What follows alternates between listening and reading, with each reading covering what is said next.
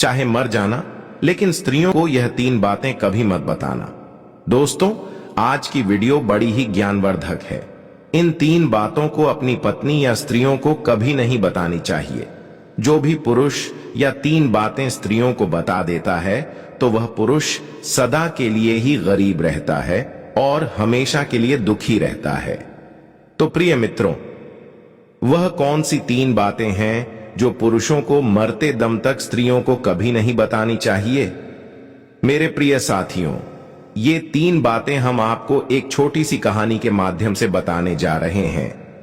आज की यह कहानी बड़ी ही ज्ञानवर्धक और बहुत ही प्रेरणादायक है। इसलिए आप सभी साथियों से हम यह आग्रह करते हैं कि आज की इस ज्ञानवर्धक कहानी को अपने मित्र बंधुओं के साथ जरूर शेयर कीजिएगा, ताकि उनको भी इसका लाभ प्राप्त हो सके। अगर आप श्री कृष्ण भक्त हैं तो अनादर ना करें, वीडियो को लाइक करके जय श्री कृष्ण अवश्य लिखें। और हां, इस कथा को आधा अधूरा छोड़कर जाने की गलती मत करना, वरना आधी अधूरा कथा सुनने से पाप भी लग सकता है। तो दोस्तों, आइए आपका ज्यादा समय बर्बाद ना करते हुए आज की इस कहानी को शुरू करते हैं। मित्रों, इस कहानी का टोटल 2 पार्ट है। दोनों ही पार्ट इस पेज में डाल दिया गया है। प्रिय साथियों, एक समय की बात है, एक नगर में एक रामलाल नाम का एक व्यक्ति रहा करता था। रामलाल मन से बहुत ही भोला भाला था और बहुत ही सीधा साधा था। उसने अपने जीवन में किसी भी प्रकार का कोई पाप नहीं किया था। प्रिय मित्रों, रामलाल की जो पत्नी थी वह थोड़ी भुलक्कड़ स्वभाव की थी और रामलाल की 2 छोटे छोटे बच्चे भी थे। प्रिय साथियों, रामलाल अपनी पत्नी से किसी का भी प्रकार की कोई भी बात नहीं छुपाता था और रामलाल अपने घर में अकेला ही कमाने वाला था, जिसने अगर मैं रामलाल रहा करता था, उस नगर में सबसे गरीब रामलाल ही था। उसके अलावा उस नगर में कोई भी गरीब नहीं था। प्रिय दर्शकों, हर कोई रामलाल का गरीब होने के कारण मजाक उड़ाया करते थे। रामलाल अपने ही नगर में जो बड़े बड़े सेठ थे, उनके यहां नौकरी किया करता था और उनकी गायों को चारा या करता था। इसी वजह से रामलाल के घर का चलन चल रहा था। उनसे ही 2 टाइम की रोटी मिल रही थी। परंतु प्रिय साथियों, एक दिन की बात है, किसी कारणवश रामलाल जिससे सेठ के यहां काम किया करता था, वह सेठ रामलाल को बुलाता है और रामलाल से कहता है कि रामलाल, अब तुम्हें कल से आने की कोई जरूरत नहीं है, क्योंकि हमने तुम्हारे अलावा किसी और को काम पर रख लिया है, जिसकी वजह से अब हम तुम्हें नहीं रख पाएंगे। और जो तुम्हारी पिछले महीने की पगार है उसे ही तुम ले जा सकते हो और यहां से जा सकते। उस दिन उस सेठ से अपनी पिछले महीने की पगार लेकर अपने घर आ जाता है। रामलाल बहुत ही दुखी होता है और फिर रामलाल घर आकर जैसे ही अपनी पत्नी को पैसे देता है तो रामलाल की पत्नी बहुत ही खुश होती है। परंतु उसके बाद रामलाल अपनी उस भुलक्कड़ पत्नी को बताता है कि अब मेरी नौकरी छूट चुकी है, अब कल के बाद मैं कहीं नहीं जाऊंगा। तो दर्शकों, उसके बाद रामलाल अपने घर में ही रहता है, क्योंकि रामलाल के पास अब कोई भी काम नहीं बचा था। उसके बाद देखते ही देखते कई दिन बीत गए, परंतु रामलाल को कोई भी काम नहीं मिल रहा था और घर में रखे हुए जो पैसे थे वह भी धीरे धीरे खर्च हो रहे थे। उसके बाद रामलाल उस बात को सोचने लगता है कि अब हमारे घर का चाल चलन कैसे चलेगा। हमारे घर में कमाने वाला केवल मैं अकेला हूं और मुझे कुछ ना कुछ तो करना ही होगा, वरना इस तरह तो हम भूखे ही मर जाएंगे। दोस्तों, इस प्रकार देखते देखते ही कई दिन बीत गए और फिर एक ऐसा समय आ जाता है जब रामलाल के घर में खाने के लिए एक दाना भी नहीं बचता है।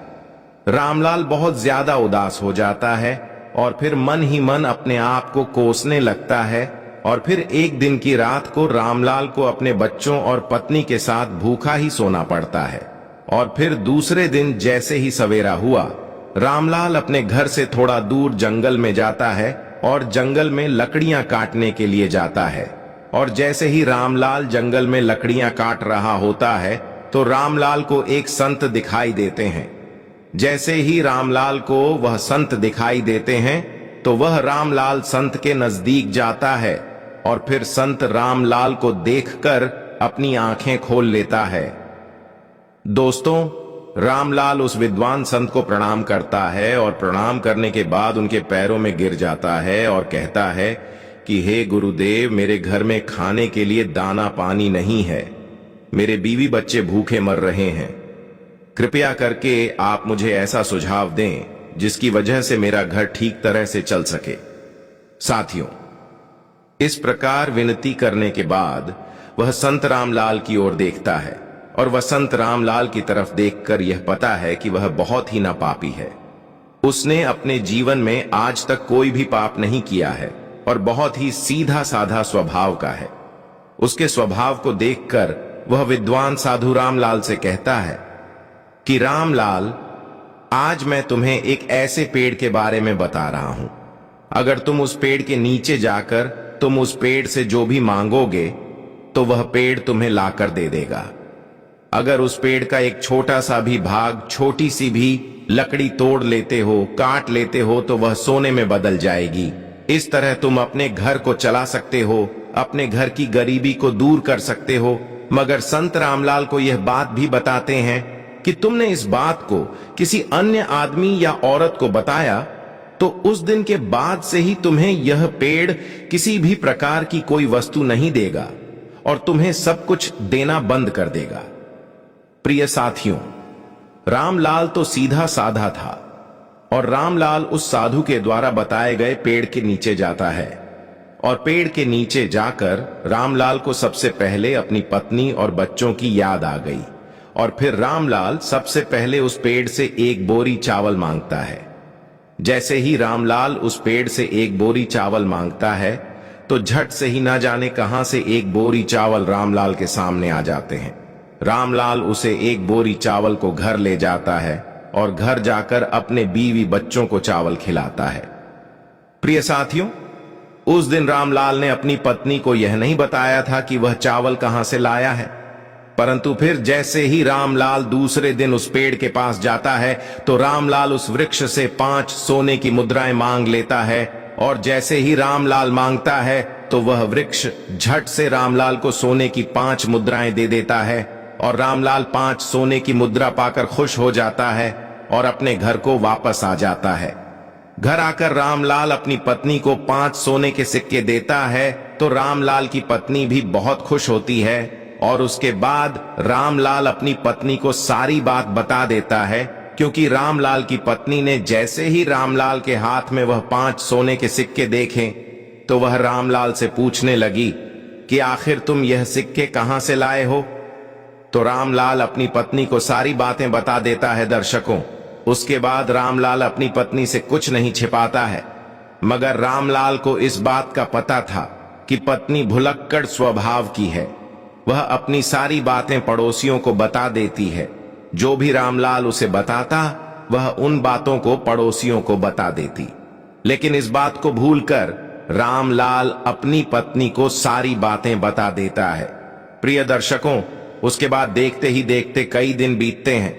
रामलाल रोजाना उस वृक्ष से 5 सोने के सिक्के मांग कर लाने लगा और फिर एक दिन की बात है, अंत में रामलाल उस पेड़ से हजारों सोने के सिक्के मांग लेता है और जैसे ही रामलाल मांगता है तो झट से रामलाल के सामने एक बोरी भरकर सोने के सिक्के आ जाते हैं। तो रामलाल और सोने के सिक्के की बोरी को अपने बैल की पीठ पर रखकर अपने घर ले जाता है। दर्शकों, वह सोने के सिक्के पाकर और उस विद्वान संत का आशीर्वाद पाकर रामलाल देखते देखते ही बहुत धनवान हो गया। रामलाल के पास बहुत सारा धन हो गया।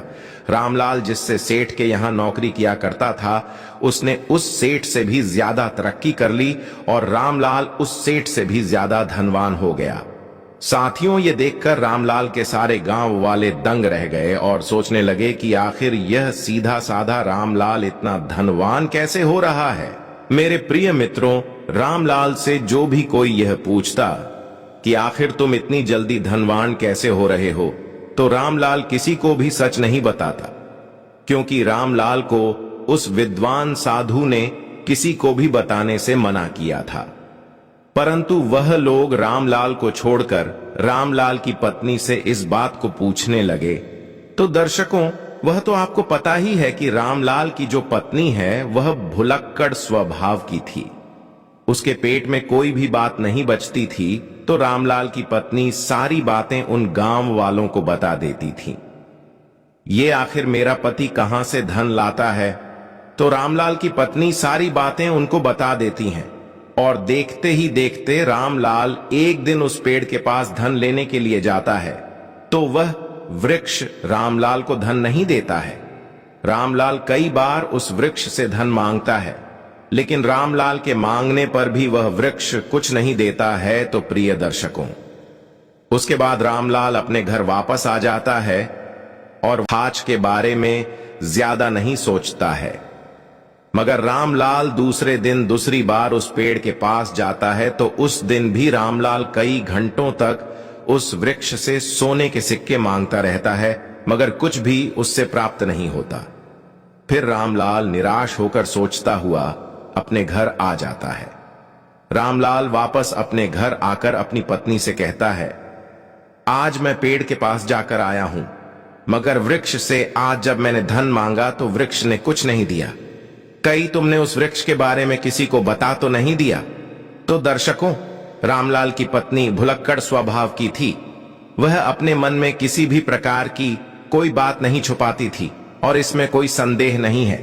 तो रामलाल की पत्नी रामलाल से कहती हैं कि जब मुझसे गांव वालों ने पूछा कि इतना सारा धन तुम्हारे पास कहां से आ रहा है, तो मैंने उन सबको बता दिया। साथियों, अपनी पत्नी के मुख से यह बात सुनकर रामलाल समझ जाता है कि हो ना हो यह सब सारी करतूत मेरी पत्नी की ही है। मित्रों, आगे की कहानी हम अगले पार्ट 2 में सुनेंगे। कब क्या होगा रामलाल के साथ, इस कहानी का पार्ट 2 देखने के लिए हमारे पेज में जाएं और जरूर सुनें। धन्यवाद। जय श्री कृष्ण।